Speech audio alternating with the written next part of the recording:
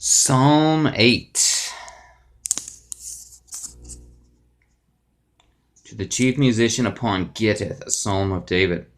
O Lord, or Yehovah, our Lord, how excellent is thy name in all the earth, who hast set thy glory above the heavens. Out of the mouth of babes and sucklings hast thou ordained or founded strength, because of thine enemies, that thou mightest still the enemy and the avenger. When I consider thy heavens, the work of thy fingers, the moon and the stars, which thou hast ordained. What is man that thou art mindful of him, and the son of man that thou visitest him? For thou hast made him a little lower than the angels, and hast crowned him with glory and honor. Thou madest him to have dominion over the works of thy hands. Thou hast put all things under his feet, all sheep and oxen, yea, and the beasts of the field.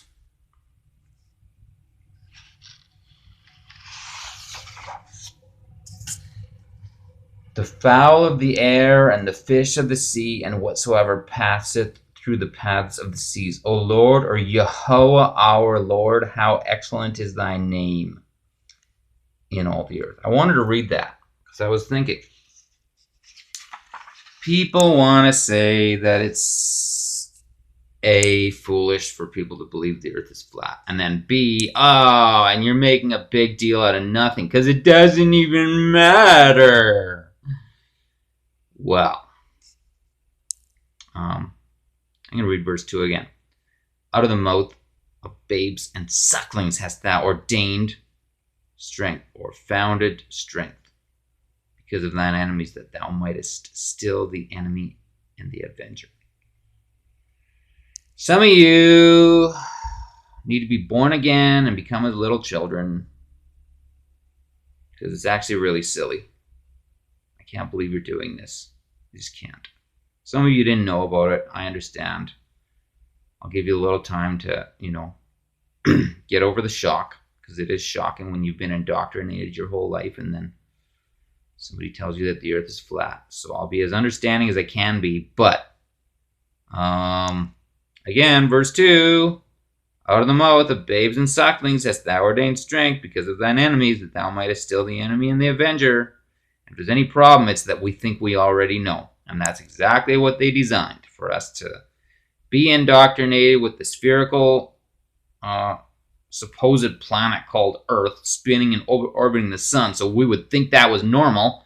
And then when somebody came along and said the Earth was flat, so then our minds have been adulterated with lies. That's the only reason we think it's so foolish to think the Earth is flat. For most of this Earth's history, people have, of course, known that the Earth is flat. It's just that we got led astray. And I just remember, I've mentioned this before, and I'm going to mention it again. My 10-year-old niece, I was writing TEIF in the snow. She asked me, what you writing? I told her. And I said, okay, and she wanted to know what it meant, of course. So I said, look, this is a controversial opinion, okay? Even your dad doesn't agree with it, but in my opinion, the earth is flat. We were talking about it. Oh! And so I made mention of this 3.5-inch ball that looks like a globe at my parents' place. And then I asked myself, so where would the sun be if it was 93 million miles away from it? If we were to shrink the supposed 8,000 mile diameter Earth down to 3.5 inches, how far away would the sun be?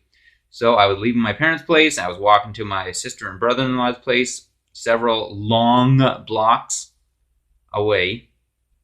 I was counting my steps. I walked by their house, my sister's place, and so my niece was looking out the window, saw me walking by, and she wondered, why isn't Uncle Daniel coming in? Isn't he coming here? Like, why does he continue to walk? I was counting my steps. I was almost done, but not quite. It was maybe 5 houses or so past my sister's place to be where the sun would be if that supposed 8,000 mile diameter Earth was shrunk down to 3.5 inches. So then the sun wouldn't be quite a mile away, but I'm sure it would be at least 3/4 of a mile away. So when I reminded Emma of that, that if the earth was shrunk down to a 3.5-inch ball, then the sun would be farther away from my parents' place than her house was. She said, what? That's impossible. And like, people, why can't you do what she did? I'll tell you why. It's because you're adults and you think you already know. And that's a problem. Lose it. Lose that fallacy of knowing anything. You don't know anything. You've been indoctrinated. You've had your mind polluted with lies, and you need to do what my niece was able to do. Just take one look at the whole fallacy and how ridiculous it is and just explain. That's impossible. But look at this. Verse 3. When I consider thy heavens, the work of thy fingers, the moon and the stars, which thou hast ordained. They're ordained by God, obviously. They function just like a clock, and clocks are actually based on it all. And I didn't even know the half of it when I still believed in the spherical planet Earth theory. So he says, what is man that thou art mindful of him? The son of man that thou visitest him. Look at this.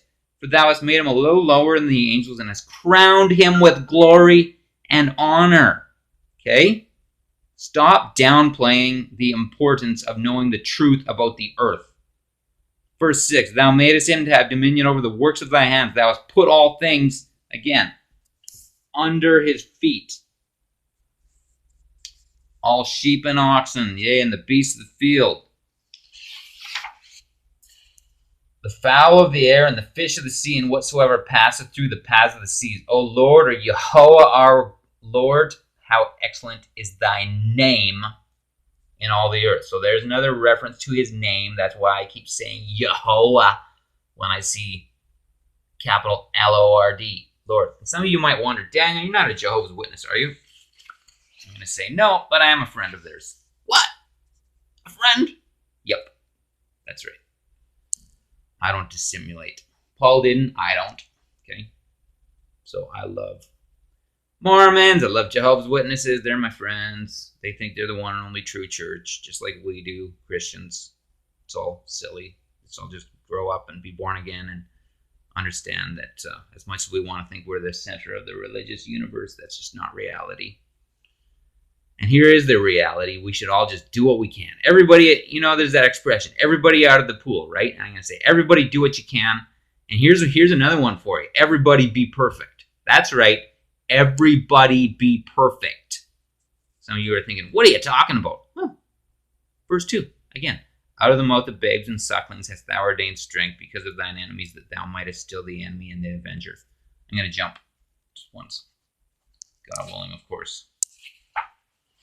To a psalm that even elaborates on what I'm getting at. What does it mean to be perfect? Stop saying it's impossible and that we'll never be perfect. I can't stand that. Definitely not going to affirm that, because it's not God's will and it's not what God has said. But here, look.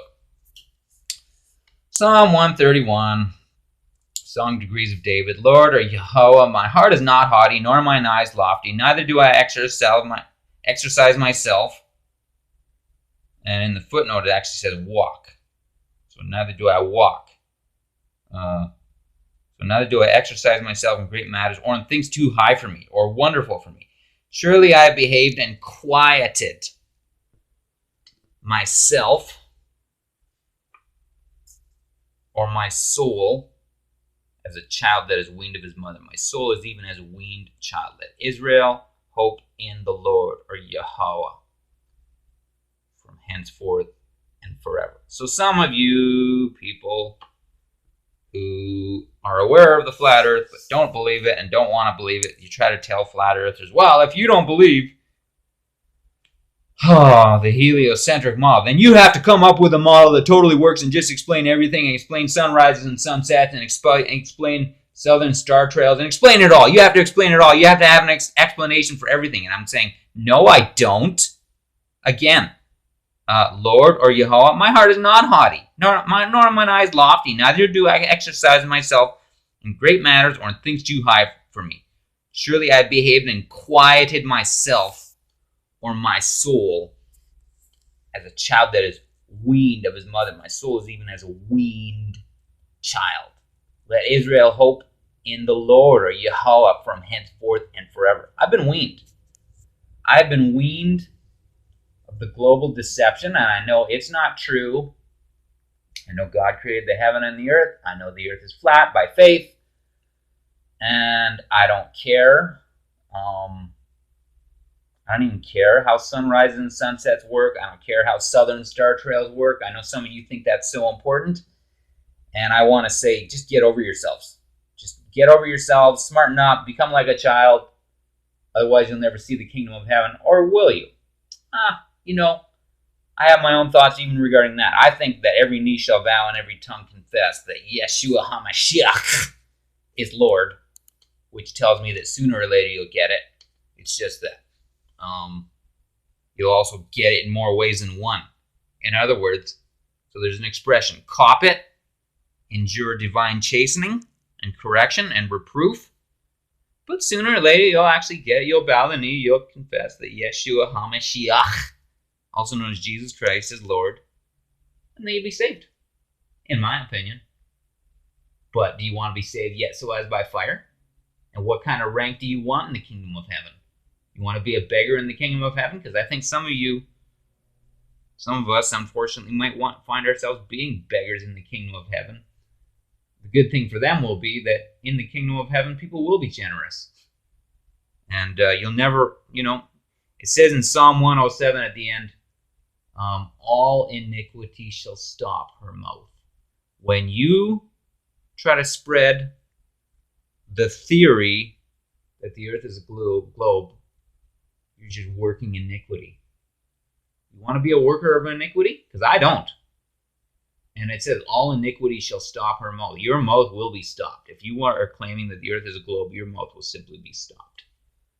So, thanks for bearing with me. I know that was kind of a sermon, but I hope it does good. And I just want people to be saved. I want the children to be saved from being sacrificed. They are.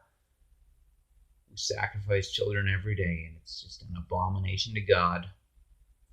And we are going to take down this pro-death giant in Yeshua's name and in Yahweh's name.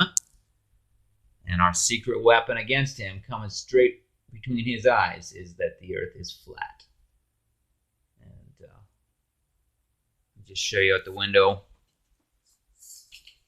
Want some evidence that the earth is flat? Here we go. Right there. Let's do a little panoramic view. Flat as can be, people. Don't harden your hearts. Psalm 95, today if you will hear his voice, harden not your heart, as in the day of provocation, temptation in the wilderness, when your fathers tempted me, proved me. 40 years long was I grieved with this generation, and said, it is a people that do err in their heart, and they have not known my ways, unto whom I swear in my wrath that they should not enter into my rest. Some of you, I mourn that God might actually be hardening your hearts because he's just grieved by your